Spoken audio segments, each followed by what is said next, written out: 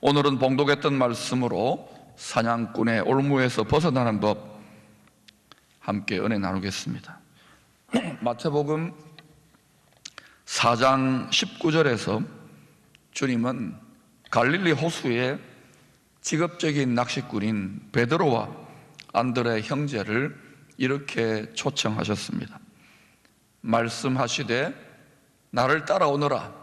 내가 너희로 사람을 낚는 어부가 되게 하리라 하시니, 우리 모든 성도들은 사람을 낚는 어부로 초청을 받았습니다. 믿는 것은 믿습니다, 마음과 생각의 동의로 끝나는 것이 아니라 생명을 살리는 복음을 전하는 선한 일로 부름받은 것입니다. 그러나 크리스찬은 많아졌지만 복음으로 생명을 살리는 사람을 낚는 어부, 이 사명을 충성스럽게 끝까지 감당하는 교회와 성도는 그렇게 많지 않은 것 같습니다. 대부분의 신학자들은 여러분이 오늘 읽었던 이 시편 64편의 탄식의 시를 노년의 다윗 왕에 대해서 그 아들 압살롬과 일부 신하들이 반란을 꾀하는 그런 일이 점점 커져가고 있을 때 지어진 시라고 그렇게 동의합니다. 다윗 왕의 큰 범죄로 인하여 반란의 영, 거역의 영, 대적의 영인 사탄이 틈을 타게 됩니다. 사탄이 틈탈 수 있는 죄의 무대가 깔려버린 것입니다. 그래서 충동질을 함으로 다윗의 아들 압살롬과 그의 충성스러웠던 용사 요압 장군, 그리고 다윗의 전략가요 모사였던 아히도벨이 중심이 되어 의기투합하여 치밀하게, 오늘날로 말하면 쿠데타, 역모가 준비되고 있는 것입니다. 5절, 6절은 이들이 역모를 꾀하는 모습을 아주 실감나게 묘사하고 있습니다. 그들은 악한 목적으로 서로 격려하며 남몰래 올무놓기를 함께 의논하고 하는 말이 누가 우리를 보리요 하며, 그들은 죄악을 꾸미며 이르기를 우리가 묘책을 찾았다 하나니 각 사람의 속뜻과 마음이 깊도다. 악한 일을 도모하는 사람들도, 사람을 죽이려고 하는 사람들도 서로 격려한다고 합니다. 서로 격려. 선한 일에 격려가 아니라 악한 일에도 격려가 일어나요. 우리는 복음의 선한 사명을 맡았다면 서로 격려할 수 있기를 소망합니다. 뿐만 아니라 누가 우리를 보리요, 하나님을 무시하는 거죠. 하나님이 어디 있냐? 하나님 믿지 않았던 거예요, 이 사람들. 누가 우리를 보리요? 누가 보고 계십니까? 하나님이 보고 계시죠. 요셉을 생각하세요. 결정적인 유혹의 때에 내가 하나님 앞에서 어떻게 죄범하리요? 그랬습니다. 은밀한 가운데에 우리가 무심코 뱉었던 말들이나 악한 생각들, 하나님께서 보고 계신다는 것을 알아야 됩니다. 이들은 우리가 묘책을 찾았다, 각 사람의 속뜻과 마음이 깊도다, 이 말은 자기들이 사람을 넘어뜨리는 이 올무, 이 전략이 참으로 기가 막히다, 이건 반드시 먹힌다, 자기들이 지금 자화자찬하는 모습을 보여주고 있습니다. 사무엘하 15장, 16장, 17장을 살펴보면 아히도벨이 압살롬의 반란이 성공되게 하기 위하여 얼마나 치밀하고 잔혹한 계획을 펼치고 있는지를 여러분이 잘 살펴볼 수 있을 거예요. 궁금한 것은 다윗 왕의 정책 보좌관 또는 자문역이면서 최고의 전략가, 모사, 마치 삼국지의 제갈공명과 같은 인물입니다. 이런 지혜자가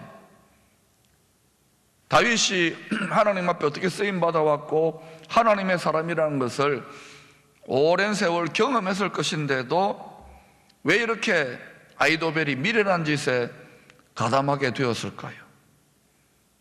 저는 그게 늘 궁금했습니다. 그래서 성경을 자꾸 찾아보았습니다. 사무엘하 11장 3절을 보면 다윗 왕이 범한 밧세바가 엘리암의 딸이라고 소개하고 있습니다. 또 다윗의 용사들을 추억하며 소개하는 사무엘하 23장의 34절 말씀에는 길로 사람 아히도벨의 아들 엘리암이라고 하는 족보 이야기가 나옵니다. 다시 말하면 밧세바의 아버지 엘리암의 아버지가 아히도벨이라는 것입니다. 그럼 어떻게 됩니까? 아히도벨은 밧세바의 할아버지라는 말입니다.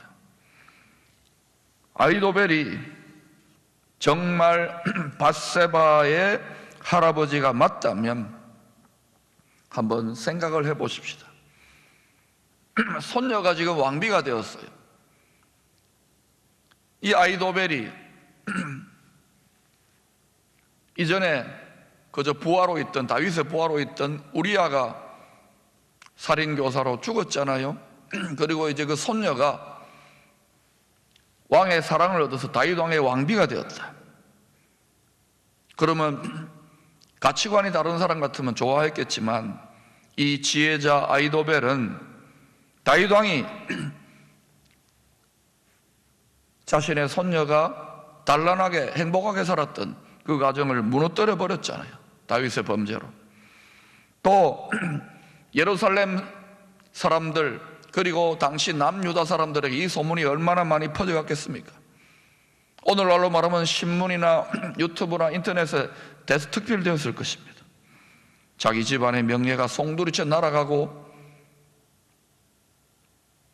어려워지는 그런 일을 겪으면서 마음의 골이 깊어지고 점점 다윗 왕으로부터 마음이 떠나갔던 것 같습니다.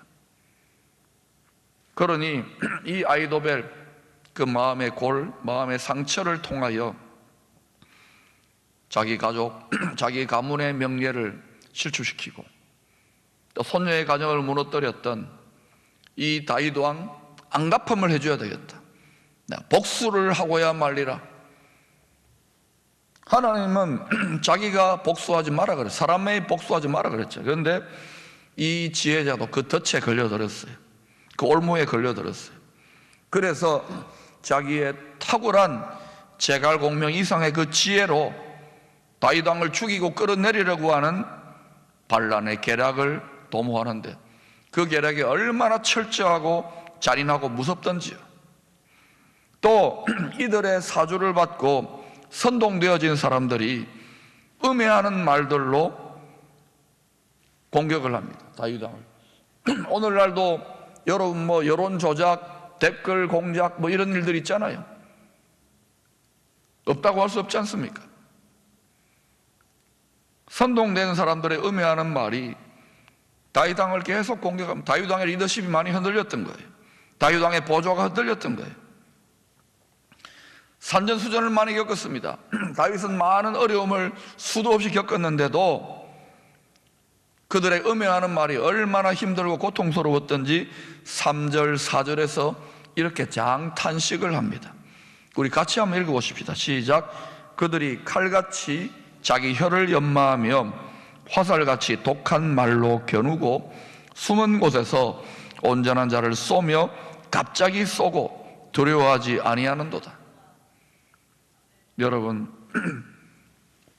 화살 촉을 아주 날카롭게 갈아가지고 그 끝에다가 독을 묻혀서 숨어가지고 숲 같은 데 숨어가지고 갑자기 팍 쏘는 거예요.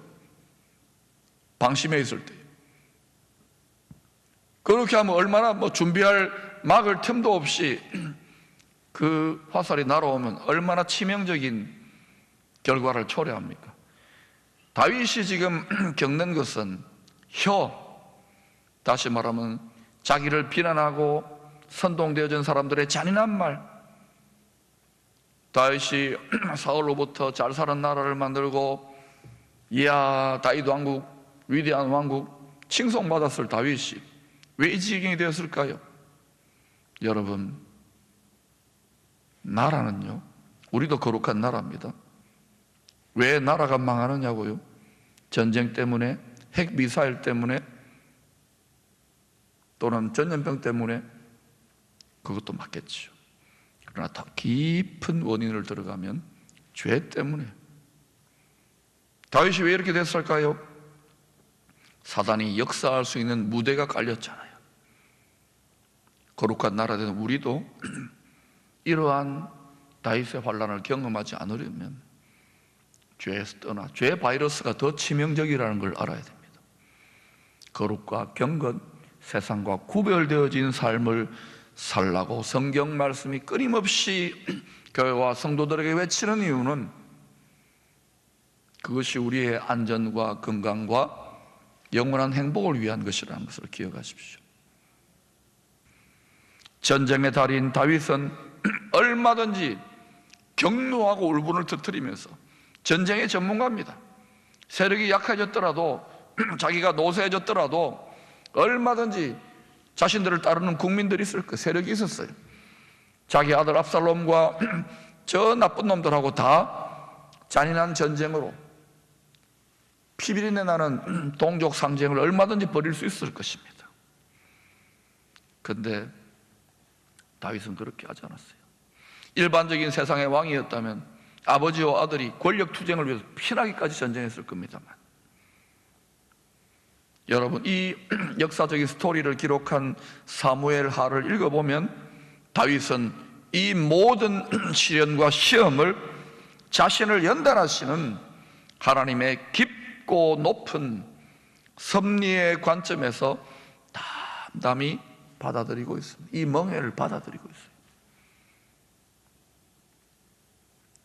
전 세계가 지금 난립니다만 한국교회는 분명히 복음의 사명을 받고 있습니다.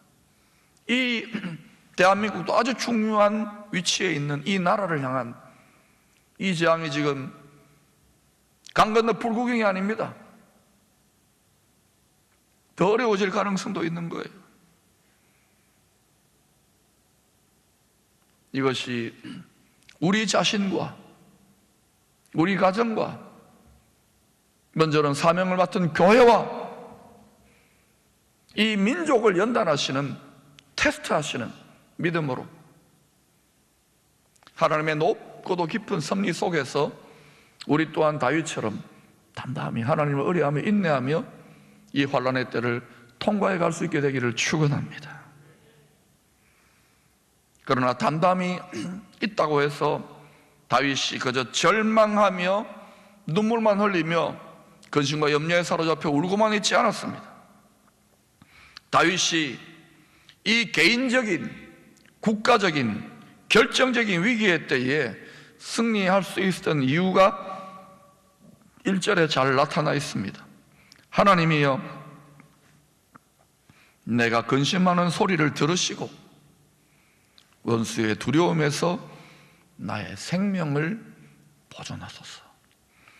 이 근심이라는 단어는 히브리어 원어로 시아흐람, 시아흐. 한번 따라할까요? 시아흐.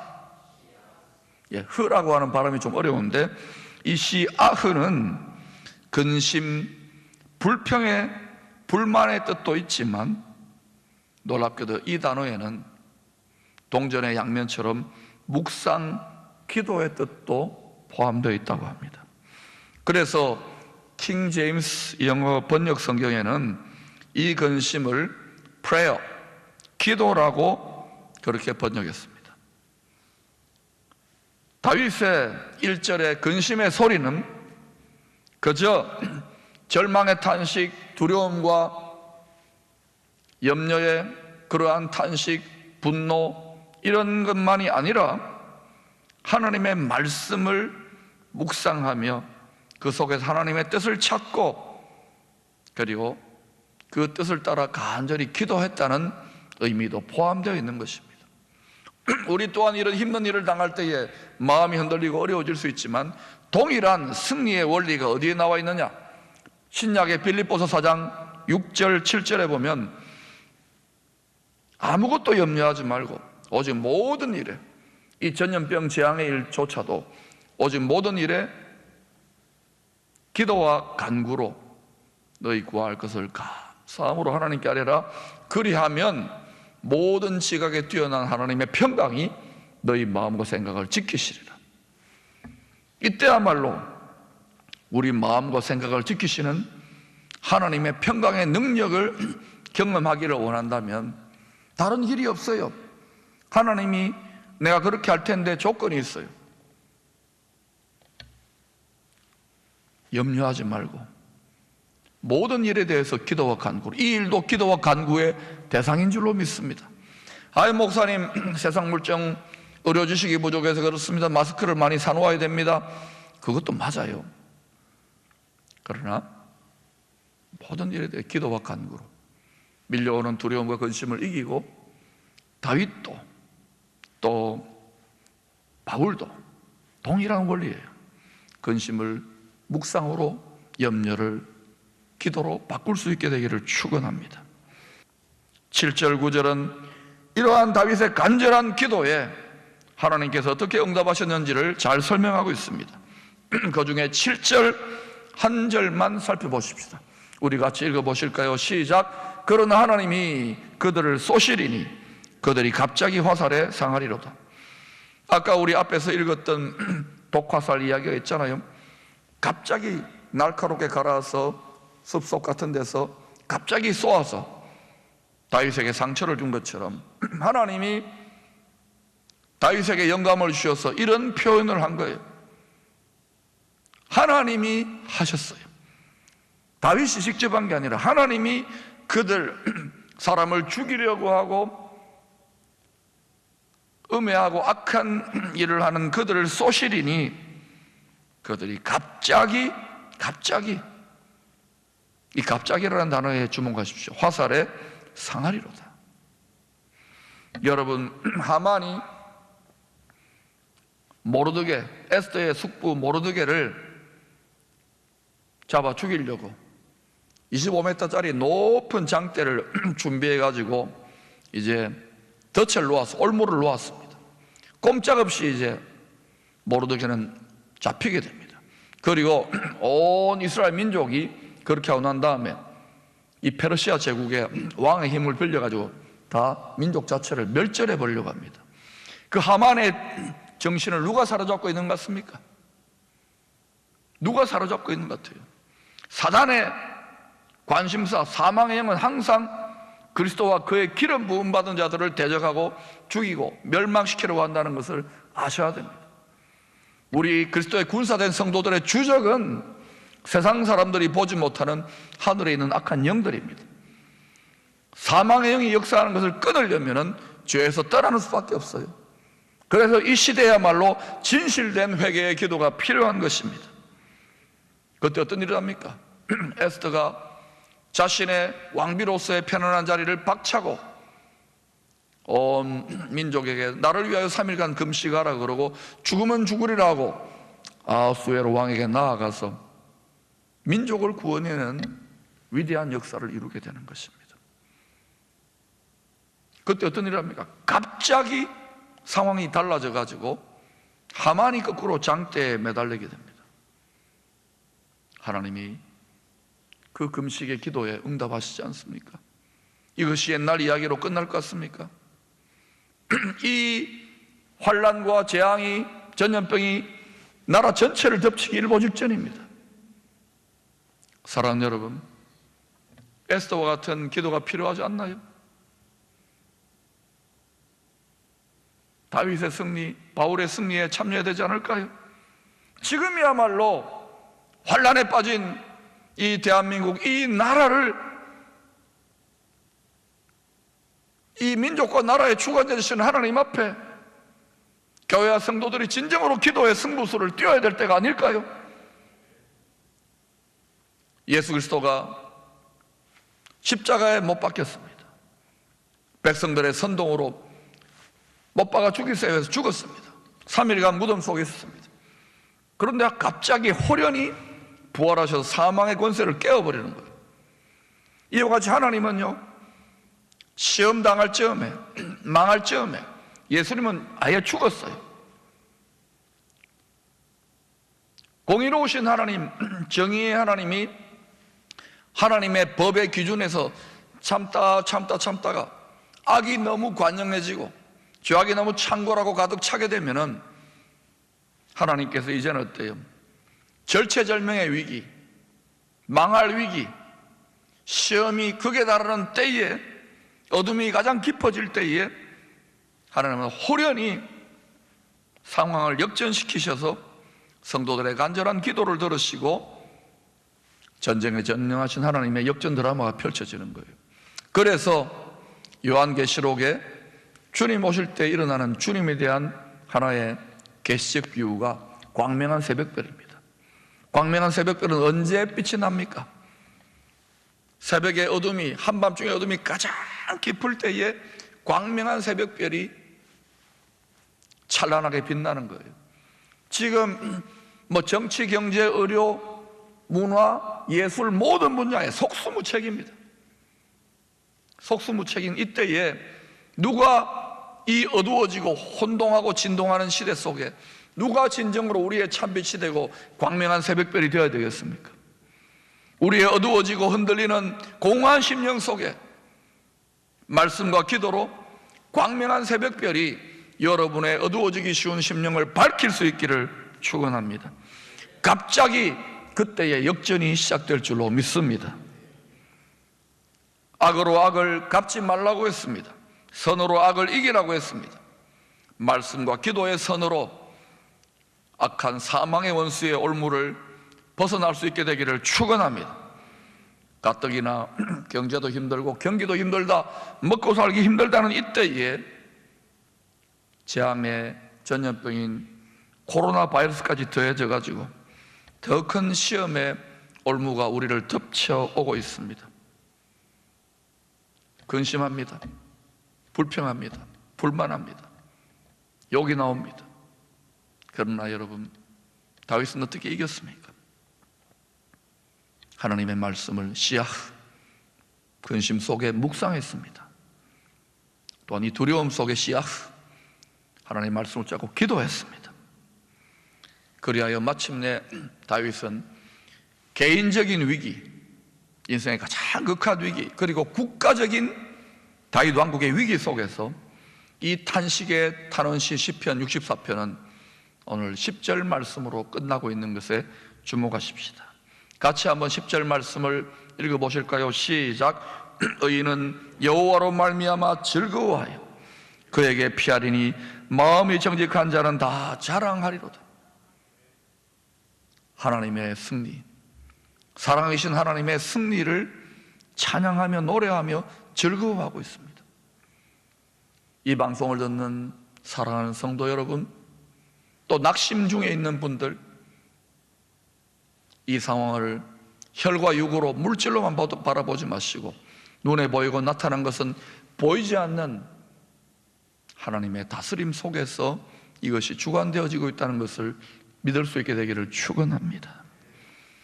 다윗의 이 놀라운 승리가 악을 선으로, 올무를 기도와 말씀으로 빠져나올 수 있었던 이 승리의 비결이 우리에게 경험되어져서 우리 또한 의인은 여호와로 말미암아 즐거워하며 그에게 피하리니 마음이 정직한 자는 다 자랑하리로다. 하나님이 환난의 때 우리를 지키시고 보호하시고 마침내 복음의 영적 주도권을 가지고 이 민족을 일으키고 열방 가운데 예수 복음을 자랑할 수 있는 새로운 기회를 주시기를 담대한 믿음으로 돌파할 수 있게 되기를 축원합니다.